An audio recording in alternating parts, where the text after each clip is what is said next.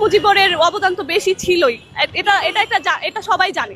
কারণ উনি আমাদের জন্য অনেক কষ্ট করেছেন, উনি জেল খেটেছেন, উনি ওনার ফ্যামিলির সাথেও থাকতে পারেননি অনেক বছর, অনেক কষ্ট করেছে। একটা মানুষ যে এই দেশের জন্য, বাংলাদেশের জন্য এত যুদ্ধ করেছে আরেক দেশের বিরুদ্ধে, তাকে কি আমরা ভুলে যেতে পারি? না, শেখ মুজিবকে আমরা কিভাবে ভুলে যাব? উনি আমাদের ভালোবাসার মানুষ এবং থাকবেন সব সময়, যাই হোক। মনে হচ্ছে দেশ আগে থেকেই স্বাধীন, এই নতুন করে 2024-এ স্বাধীন, এটা কোনো স্বাধীনতা বলতে কিছুই না। স্বাধীনতা কিরকম পেলাম আমি জানি না।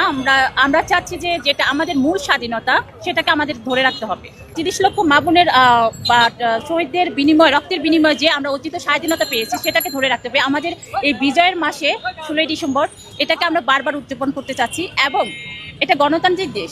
আমরা চাচ্ছি যে সরকারই আসুক না কেন আমাদের বাংলাদেশটা যেন অক্ষত থাকে, আমাদের বাংলাদেশ যেন আমাদের সুন্দর মনোরম পরিবেশে সবাইকে নিয়ে যেন মিলেমিশে আমরা থাকতে পারি। বাক স্বাধীনতা এখনো রয়েছে, এখনো পাচ্ছি না আমরা বাক স্বাধীনতা, এখনো সমস্যা হচ্ছে, এখনো আমরা মনে হচ্ছে যে আমরা কথা বলতে ভয় পাচ্ছি, আমরা মন খুলে কথা বলতে পারছি না।